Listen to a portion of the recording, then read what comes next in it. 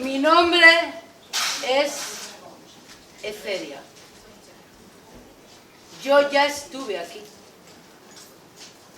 Dicen que nací en el año 381 o 382.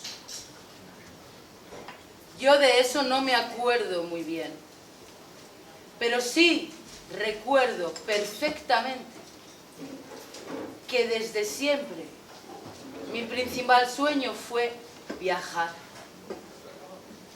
En aquella época, viajar era mucho más difícil que ahora. Era más difícil todavía para las mujeres que para los hombres. Todavía hoy sigue siendo más difícil para las mujeres que para los hombres, aunque la cosa haya mejorado. En aquella época, mi sueño era viajar a Tierra Santa. Todo el mundo quería ir a Tierra Santa.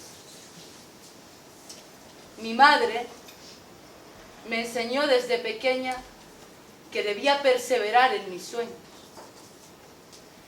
que tenía que esperar y creer para que se cumplieran.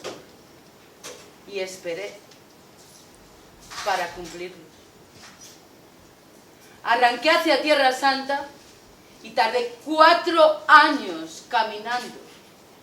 4 años en los que encontré todo tipo de gentes por el camino. 4 años de aventuras en los que cada noche escribía pequeñas crónicas, no con la comodidad de ahora, de una tablet o un email, no. Escribía a la luz de las velas, con una pluma. Esas crónicas que yo escribí quedaron guardadas, y bien guardadas. Yo las había escrito con la ilusión de que otros pudieran saber de mi viaje.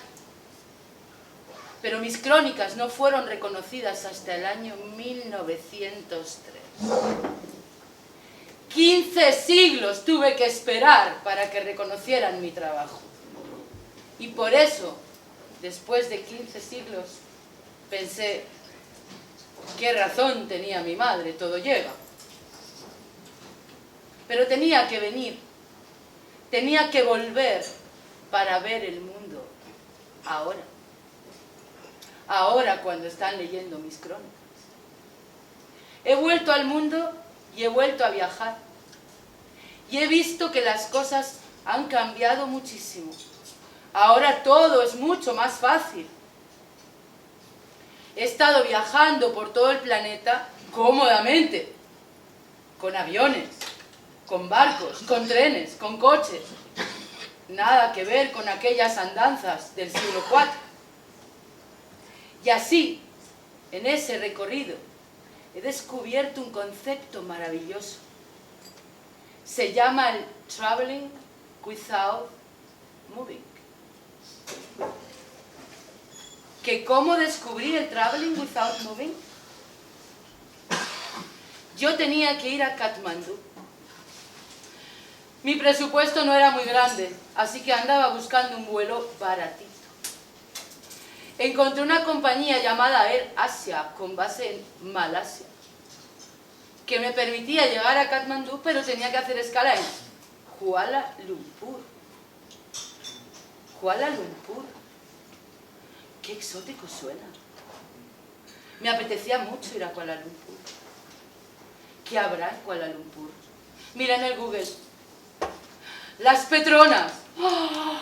¿Quién hubiera pensado en el siglo IV que se iban a llegar a construir torres como las Petronas? Y qué inteligentes los malasios. Han construido las Petronas y ahora todo el mundo sabe dónde está Malasia. No todos los países tienen la suerte de España de tener el Real Madrid y el Barça para que se sepa dónde están. Pensé, vamos a ver la combinación de avión. 8 horas de escala en Kuala Lumpur. 8 horas en el siglo IV a mí no me hubieran importado para nada. Pero ahora 8 horas yo no las paso en cualquier lado. Para quedarme en el aeropuerto, demasiado tiempo. Para salir del aeropuerto, muy poco. Eso sí, 8 más 24 son 32. Y con 32 horas ya quizás puedo ver Kuala Lumpur. Ok, que sean 32. Reservé un hotel monísimo, un hotel boutique, enfrente de Las Petronas. Pero luego empecé a pensar, ya, y cuando termine de ver Las Petronas, ¿qué hago en Kuala Lumpur? Lo mejor para conocer una ciudad es tener un amigo en ella, alguien que te lleve y te traiga, que te guíe, que te enseñe todo. Pero ¿cómo se consigue un amigo en Kuala Lumpur? Ahora, en el siglo XXI, nada es difícil. Pregunté y pregunté y averigüé que había una red llamada Couchsurfing donde tú puedes avisar: hola, me llamo Eceria y voy a pasar por Kuala Lumpur. Si me quieres conocer, escríbeme. Puse el aviso. En menos de 2 días me escribieron 8 kualalumpureños. Tendría que haberme quedado una semana allí para conocerlos a todos, pero solo tenía 32 horas. Así que tenía que elegir a uno de esos 8 kualalumpureños. ¿A cuál elegí? Al que me parecía más buena gente. ¿Por qué me parecía tan buena gente? Porque no hacía más que darme instrucciones para mi seguridad, para que todo me saliera bien, para que no me perdiera. Y dije, este chico me va a cuidar. Salí de Las Petronas, llegué al hotel y ahí estaba Apple, con 2 cascos de moto y una Vespa, preparado para llevarme a conocer Kuala Lumpur. Recorrimos todo Kuala Lumpur barrio por barrio, me llevó a restaurantes típicos, me llevó a ver festivales, me llevó a ver todo, fue increíble.